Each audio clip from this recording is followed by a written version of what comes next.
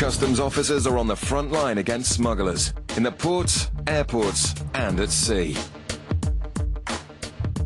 Coming up, in Dover, officers scan a truck full of chipboard and find a suspicious anomaly. Sneaky.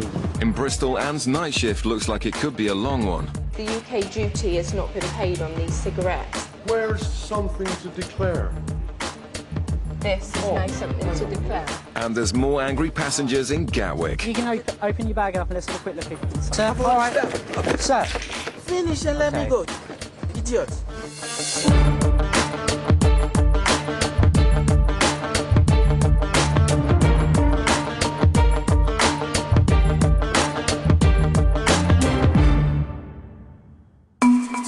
In Bristol, early morning flights are being targeted by customs officers, clamping down on passengers attempting to profit from cheap and illegal tobacco from outside the EU. Colleagues at the back are having a look, see if they can pick out any cigarettes or tobacco, possibly drugs as well. I'll stop whoever needs to be stopped. Yeah, we've got just the one bag. Is a black and grey, big, soft-sided full door. OK, thank you. It's bag coming through now. Anne watches closely to identify the passenger, Guy with a white T-shirt. then waits for him to walk through the green channel. If he has cigarettes, it's at this point an offence has been committed. Are you aware of the allowances of what you are actually allowed to bring back from Turkey with regards to cigarettes and tobacco? No. OK. Did you purchase any tobacco, cigarettes, alcohol? Who are they for? Are they... For me and the wife. Right. I don't tell them. Yeah. And we just went by what they told us. They say they've been given false information in Turkey. He's actually got somewhere in the region of 4,000 cigarettes, and you are only allowed 200, so that's quite excessive amount to bring back, really. You just go by what they allow you and pay the consequences, possibly. It's going to be an expensive mistake. Good reason. Anne gives the man the bad news. It's an offence because you didn't declare it. If you'd have declared it when you came in, before you came through the channels, if you'd have come to one of us and said, got this amount... Excuse me, I've got to the end of that thing. There's no something to declare or nothing to declare. There is a red point down there with a phone. It's right by the bag, where the bags come out. As a possibility, you would have been allowed to pay the duty on the cigarettes. But for an amount like this, 5,000 cigarettes, when you're actually only allowed to bring back 200, it's just too much. It's too much, I'm sorry. In Dover, customs officers are hunting for smugglers on a different scale, and trucks carrying certain cargoes set the alarm bells ringing. This lorry full of chipboard is a prime target. Well, the vehicle looks a bit dodgy, yeah. Armed with their giant X-ray, customs can quickly scan huge trucks, and innocent drivers can be sent happily on their way. This load is chipboard, the zone's intact, you're free to scan. Thank you. So we're looking for any inconsistency. I've been told the load's chipboard, so it should just be the same all the way through. There's something in there that shouldn't be there. This here, there's a shadow across the centre there. You see the shadow even more there, right across the centre. The X-ray has picked up a large anomaly, which needs further investigation. Show up. Sneaky. Okay, cool. Okay. Thank you very much. It looks highly suspicious. So the truck will now need to be offloaded. It will take hours, meaning a long delay for the driver. Back in Bristol, the man who's had his cheap Turkish cigarettes seized by Anne isn't going quietly. After her 12-hour night shift, Anne's doing her best to keep calm. There's one rule for one person, one rule for a different person. One customs officer will allow one customs officer will allow something totally different. This is the kind of thing that puts small businesses out of business, and that is what they tried to stop. No, it isn't. It's getting the money from the government. It's a large amount, and it wasn't declared before you came through the channels. You actually came through the channels without making... What channels you're talking about? This point down here, these that you walked through. Show me what you're talking about. The man doesn't have a leg to stand on, and Anne's patience is being tested to the limit. I understand at this point there is not a green channel because there is construction work taking place, but everybody that wants to declare something should either speak to one of our officers that is stood here, or this red point here. There is a phone, and if you pick it up, you will be connected to a customs officer and you will need to declare what you have. This is a declaration. If you make this, we offer you to pay the duty. Unfortunately, you didn't do that. I had to stop you. I came from there. But I walked over to here. Yes. I'm looking for my baggage. I come round here. I get my baggage. I look here. Nothing to declare. Arrivals from European Union. Whoosh. Where's something to declare? this is now something to declare. Hang on, hang on, hang on. Where is something to declare? Well, it No, doesn't come need off to it. say... Yeah, play the game. It doesn't need to say something to declare. You can read, obviously, and that's... Nothing to declare. Big letters. Yes, that is. I'm not going to argue anymore. Look, goods to declare, red point. Warning, if you have failed to make the appropriate... I didn't know that. All I'm not going to it's argue a about bit- it anymore. You do have the right to appeal against my decision. The rules are the rules. I'm sorry, I don't make those rules. I know, it's just the way, it's just, you know, one for one for another. So I can keep these, can I? Yes. As a final act of generosity, Anne decides to let them have back their allowance. But the man's angry mother doesn't know how to keep quiet either. I think they should be sorted out. They're telling us one thing and law's another thing, though. I'm sorry, but I disagree with that.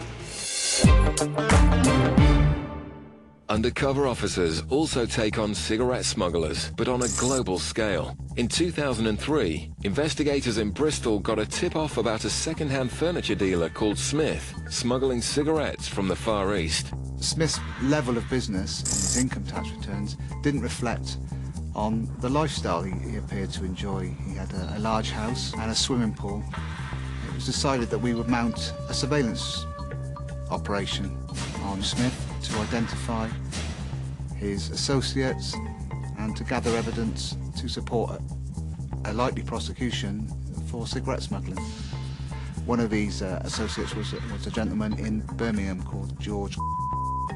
George visited Malaysia on a number of occasions, and it was obvious that those visits were to organise the eventual importation of containers. The investigation uncovered an extremely well-organised criminal gang bringing in containers of cigarettes to Southampton container port.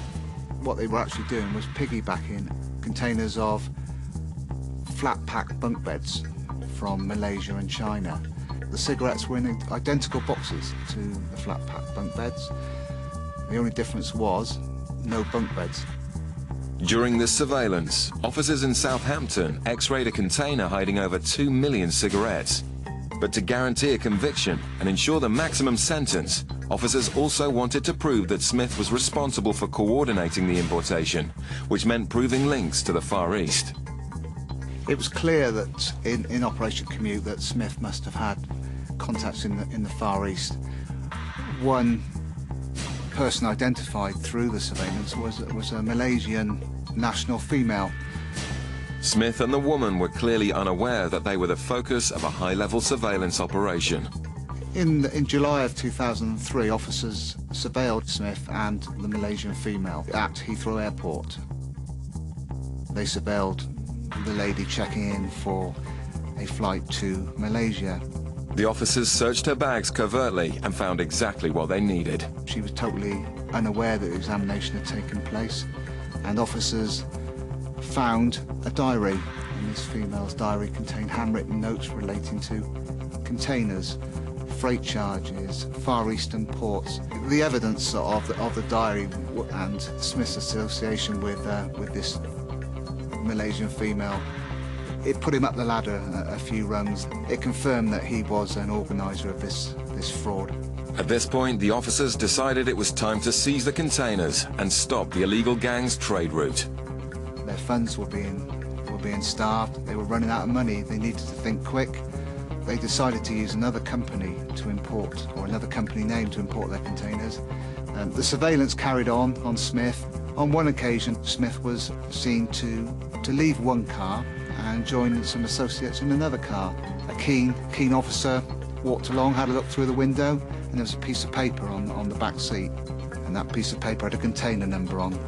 That container number was the next container we seized. With a strong case against the two ringleaders assured, Smith and his associates were arrested. He had actually successfully, with George, imported 10 containers. With the help of our detection colleagues in Southampton, we seized 11 containers that contained 25 million cigarettes. The total revenue evaded was around about £9 million. With the sheer scale of the fraud and the overwhelming evidence, investigators weren't surprised by the sentences handed down. Smith was sentenced to 3 years, 8 months imprisonment. George received a prison sentence of 3 years and 11 months. Some people would say they played the game. On this occasion, the authorities won. Still to come, officers stop a tricky customer in Gatwick. Why have you been out there for a week? I don't need to tell you. Well, I'm a customs officer. Yeah, but I don't need to tell you. All right. That's not your business. Coming up, a passenger's playing up in Gatwick. I haven't finished yet. Sir, let's This go. is my document. You need to read my stuff. Stay there. Off the coast of Cornwall, Customs Cutter Searcher is patrolling the limits of British waters, hunting for yachts headed for the UK from the Caribbean. Right, we'll just leave St Mary's, the Scilly Isles, and we're going out to the west. And we're doing what we call a deep sea sweep. We're looking for anything that's out there, small commercial ships, yachts, fishing vessels. Then we'll go and have a look at them, and within the 12-mile limit we'll board them and see what they're up to. The Atlantic is increasingly dangerous at this time of year, but smugglers are prepared to risk their lives in the hope of sneaking drugs into the UK undetected. Territorial waters, we've got the power to board any vessel and ask people questions of where they've come from and search the vessels. Colin uses a powerful radar to scan the ocean for yachts. It tells us there's a target there, and that allows us to watch his course and speed, see where he's going, which direction he's going for a start. And then we'll go and actually have a look at him. It's nice to find things, because it gives the guys a buzz. That's what you're here for in the first place. But today there's nothing around but a vast ocean. And it's easy to see why the cutter crews are the most sought-after jobs in customs. Beautiful, aren't they? And that was the game you used to do. You see how close you get to the basket shark. The chipboard truck with a suspicious X-ray is now in the search bay. The German driver is questioned, while Michael tries to uncover anything stashed inside the load. Well, it's a load of chipboard, so what we've done is we drilled in 2 holes towards the back. As I drilled through, it kind of went down about that deep, and then just gave way. And as I pulled the drill bit, I could smell a little bit of tobacco, and also I could see little bits of tin foil. The only problem is with wood, sometimes because the drill, it burns it when you're drilling. It can smell a little bit like, you know, kind of tobacco type smells. It could be a false alarm, but as the top layer of chipboard comes off, the source of the tobacco smell becomes very clear. Michael has uncovered a massive haul of cigarettes in a coffin concealment. The driver is arrested immediately.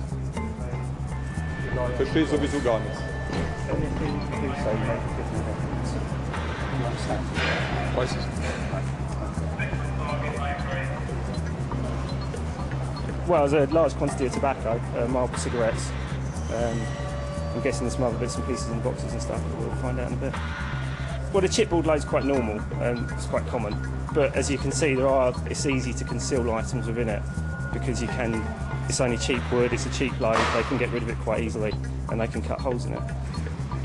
While the driver's questioned to see if he's involved, the officers need to count up the cigarettes.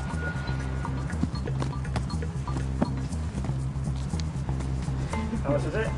160,000 in there, in the boxes, and Yeah. 160,800 on the pallet. So in total it's 320,800. Just one. So times that by 6. In all, nearly 2 million cigarettes.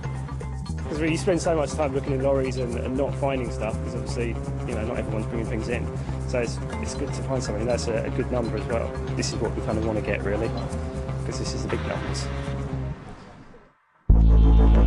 In Gatwick, the baggage X-ray has picked up a suspiciously empty suitcase, and customs want to talk to the passenger. Officers have to tackle all kinds of passenger, and some are more cooperative than others. Hi, sir. Hi, where have you come from today? Tripoli, yeah? Okay, just want to bring your bag over here first. Just here. Officers ask simple questions to work out if further investigation is needed. But this man is making things difficult. Yeah, no, that's fine. We'll try and make this as painless as possible. Well, you need to be quick, yeah? But I understand I've got to do my job, though, yeah. Just, first of all, whereabouts are you going to in the UK? Where's home for you here? When I live here. Yeah, yeah, where's home? Check it in your system. Right, if you tell me, then I won't have to go and check it. There you go and check it. No, if you just tell me where you go. Give me a break. Just let me go. Why have you been out there for a week? I don't need to tell you. Well, I'm a customs officer. Yeah, but I don't need to tell you. All right. That's not your business. Did you pack the bags yourself? Yes, yeah. And do you know what's inside your bags? Listen, I have just opened it. All right. Can you just... Well, if you can open your bag up and let's have a quick look inside again. Officers were alerted by the empty bag, but are now very intrigued by the man's demeanour. Just got an empty bag, yeah? All right. Okay, that's all right. No, I won't need to take everything out. My son is just looking for me. Just get... All right, sir. All right. Sir.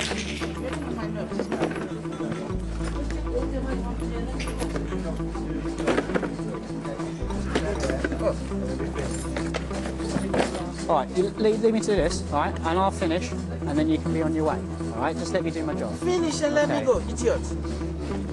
How much money have you got there? You can count it. It is your money. No, it's your money, so, Yeah, you tell me how much you got. What does that have to do with you? Sorry? What does that have to do with you? I just would like to know how much you've got there. I don't need to tell you. All right, fair enough.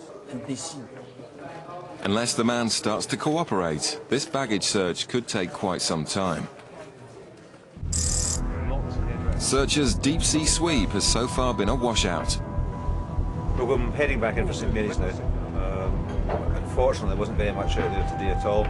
We've searched quite a big area, but all we've found is lots and lots of dolphins. But heading back in, the radar picks up a target.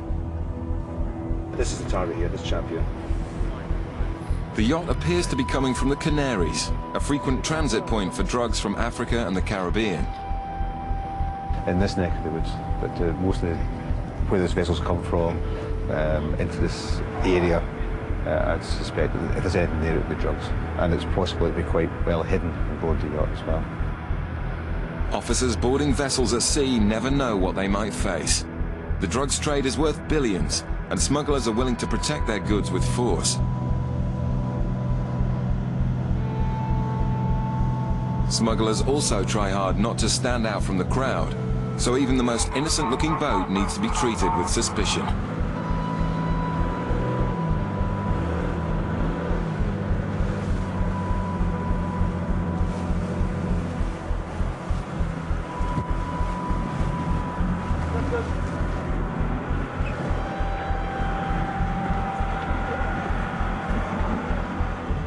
This boat seems harmless, but they can't afford to take anything for granted. It's just a customs visit. One of my colleagues is just going to have a quick look around. How many people are there on board in total? 4 of us, really. It's just the 4, is it? Nobody else down below? Just let my colleague have a quick look, come back to me and he'll let me know. Okay. Do you have any drugs on board?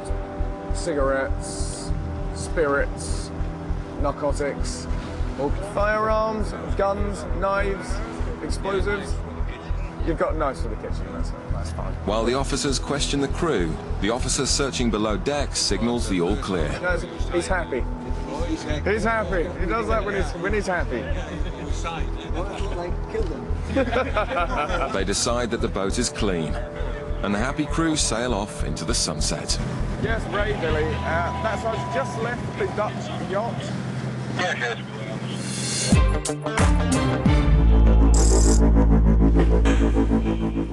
But back in Gatwick, it's not such plain sailing. I haven't finished yet. It's all right. Sir, let This go. is my document. Let's have a look. Yeah. So I need to have a look at that. No. All right. This is my document. This is special. That's special, is it? Yeah. All right, I need to have a quick look. No. This is my document. That's special. Don't need to have a look at this. Anything you have in your baggage, sir, is liable for me to have a look at. All right. You don't need to read my stuff. Stay there. Stay there. The man's erratic behaviour is still causing concern. All right, you're not being very helpful, sir, are you? Just want to leave that stuff there a second. Some background checks reveal this isn't his first brush with the authorities. Yes, CROs, Emeralds,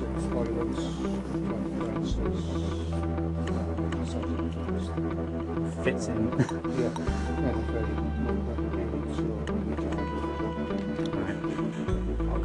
To rule out any possibility the man's carrying drugs, they need to search him and swab his shoes. I've spoken to an independent senior officer, all right, and they've authorised a rub-down search of your person. What that mean? Just like a pat-down search like that, okay? What we do is, we'll take your stuff with you and we'll go to there's a private room just out there, all right? Out the back, the man continues to make things difficult. Yeah, just place it on the bed for us. That's right, just place it on the bed and you can see it when it starts. I'd rather you just place it on the bed. Sir, please. You can search. I'd rather you just place it on the bed.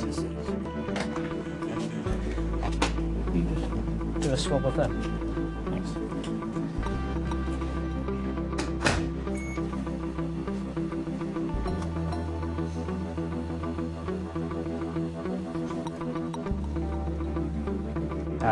It's got 2 mobile phones plus another SIM card, but again, nothing on the shoes, so there's no other reason to hold them. So, right. In the end, it was all a lot of fuss about nothing. The smallest reason someone can just kick off, and he just threw his dummy out of the pram and just chucked everything around, and that was about as much as he could do. You know, in those first couple of seconds, if it's going to be worth it or not. With him, and it was definitely worth taking further, just to see what his story was, really. The driver of the chipboard truck was released on bail, while investigations into who's responsible for the 2 million cigarettes continue.